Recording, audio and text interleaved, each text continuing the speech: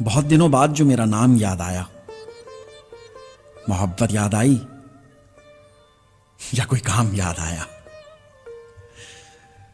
آج بہت دنوں بعد جو میرا نام یاد آیا، محبت یاد آئی یا پھر کوئی کام یاد آیا؟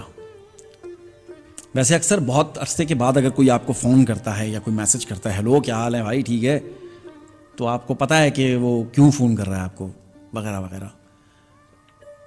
تو وہ ظاہر ہے آگے پیچھے کی باتیں کرنے کے بعد وہ اپنا مدعا بیان کرتا ہے.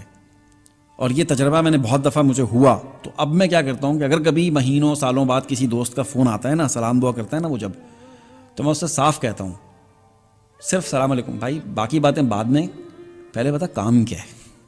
تو میں نے دیکھا کہ جب یہ کہے نا تو سامنے والا نا، اگر اس کا کوئی کام ہوتا بھی ہے نا، وہ شرمندہ ہو جاتا ہے، وہ کام بتاتا ہی نہیں ہے آپ کو، مطلب آپ کے اوپر کوئی مصیبت نہیں ڈالتا، کہتا ہے نہیں یار ویسے ہی بیٹھا ہوا تھا تو یاد آ گیا.